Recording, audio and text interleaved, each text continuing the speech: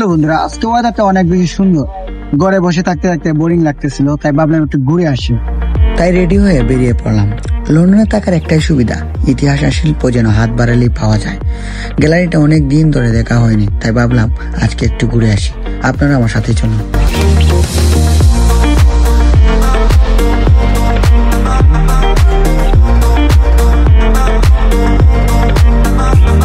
তো যাই বন্ধুরা, শেষ মুহূর্তে চলে এলাম। আপনারা দেখতে পাচ্ছেন আমার পিছনে সেই ন্যাশনাল গ্যালারি।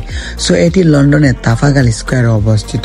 এটি লন্ডনের সবচেয়ে গুরুত্বপূর্ণ ও জনপ্রিয় আর্ট গ্যালারির মধ্যে একটি। সো এটি প্রতিষ্ঠিত হয়েছিল 1824 সালে মাত্র 38টি চিত্রকর্ম নিয়ে। কিন্তু আজ এখানে প্রায় 2000-এরও বেশি মাস্টারপিস, এক কথায় ইউরোপীয় শিল্পের শ্রেষ্ঠ নিদর্শন রয়েছে।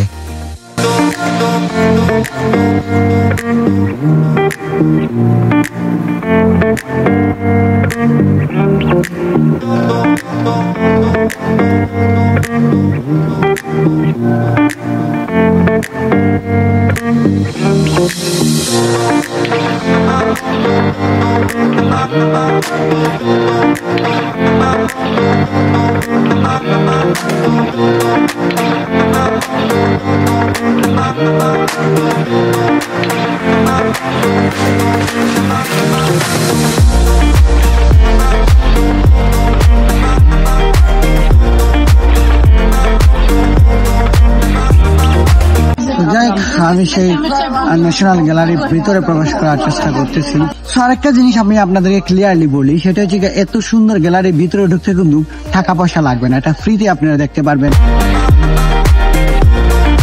তো আপনারা যখন ন্যাশনাল গ্যালারির ভিতরে ঢুকবেন, আপনারা দেখতে পাবেন বিশাল একটা ছাদ উপরের দিকে আছে। সো আপনারা ঢুকবেন। সো আমি আসলে ঢুকার সময় আমি জিজ্ঞেস করছিলাম যে আমি তো টিকিট বুক করিনি, আমি কিভাবে টিকিট বুক করবো? আর আমাকে বললো যে না, টিকিট বুক করতে হবে না, আপনার এটা ফ্রি এন্ট্রি, ফ্রিতে এন্ট্রি করতে পারবেন। আপনারা যখন ন্যাশনাল গ্যালারির ভিতরে ঢুকবেন, তো সব থেকে মজার বিষয় হচ্ছে এখানে কিন্তু তারা ইনফরমেশন দিয়ে রাখছে বা ম্যাপ দিয়ে রাখছে আপনারা কি কি দেখবেন একটা প্ল্যান করার জন্য। কারণ এটা অনেক বড় একটা গ্যালারি, আপনারা ঢুকলে আসলে অনেক অনেক ইম্পর্টেন্ট জিনিসগুলো আপনারা মিস করবেন। তো এই জন্য আপনারা একটা ম্যাপ দেওয়া হয়েছে বা ইনফরমেশন দেওয়া হয়েছে, মানুষগুলো আছে এখানে। তো আপনারা জিজ্ঞেস করলে আসলে আপনারা বুঝতে পারবেন যে কি কি দেখবেন। তো আমিও সেই একটা প্ল্যান তৈরি করবো, আমি আপনাদেরকে সেই প্ল্যান অনুযায়ী দেখানোর চেষ্টা করবো।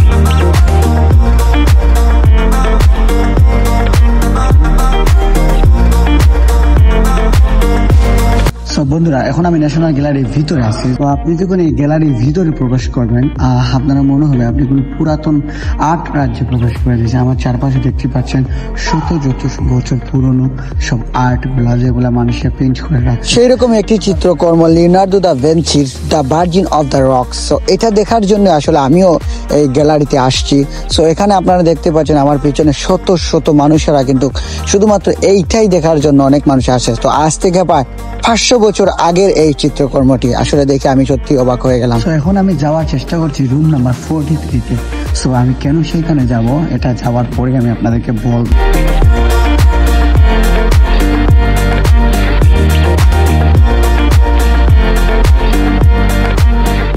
তো বন্ধুরা, ফাইনালি আমি চলে আসলাম রুম নাম্বার 43-তে। সো এখানে আসার মূল কারণই হচ্ছে ভ্যান গগের আঁকা সেই বিশ্ববিখ্যাত সানফ্লাওয়ার। এই চিত্রটি তিনি এঁকেছিলেন 1888 সালে। দেখুন কি অসাধারণ তিনি সূর্যমুখী ফুল এঁকেছেন, হলুদ, গাঢ় কমলা, একটু বাদামি ছোঁয়া, সব মিলিয়ে যেন সূর্যের নিজস্ব ভাষার কথাই বলছে। ভ্যান গগের এই চিত্রটি তার বন্ধুর জন্য তিনি এঁকেছিলেন।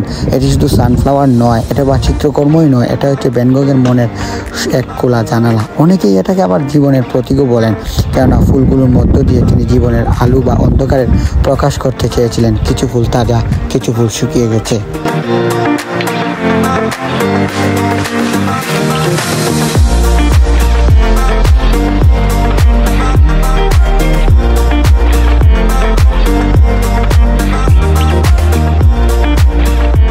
আরেকটা মজার বিষয় আমি আপনাদেরকে শেয়ার করি। আসলে আমি আসলে এটা খেয়াল করিনি। সো আপনারা দেখেন, সেটা তো চিত্রকর্ম তো ঠিক আছে, এটাও কিন্তু অনেক অনেক বছর আগে তারা এটা মানে চিত্রকর্মটা তারা ফুটিয়ে তুলছে। কিন্তু এখন দেখেন বর্তমানে মানে লাইভ তারা এখানে বৈশা তারা এগুলা দেখা আর সুন্দরভাবে এটা আঁকার চেষ্টা করতেছে। আমার চাই দেখেন চিত্রশিল্পীরা তারা এটা তাদের মনোমুগ্ধকর দৃশ্য বা তাদের যে প্রতিভা সেটা তারা ফুটিয়ে তোলার চেষ্টা করছে। দেখেন এক এক ধরনের এখানে কিন্তু অনেক চিত্রশিল্পী আছে।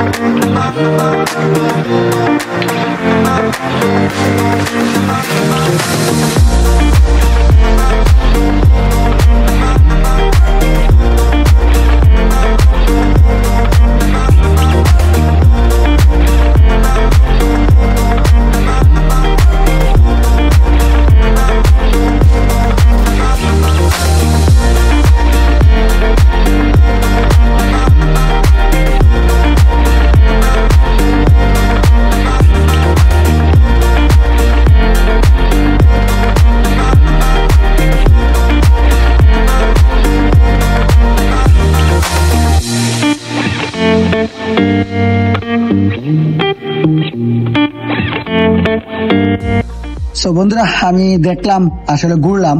সো আমি মনে হইতেছে যে এখন আমার স্টিল মনে হইতেছে যে আমি কোনো 200-300 বছর বা 500 বছর পুরনো কোনো জগতে ঢুকে গেছিলাম।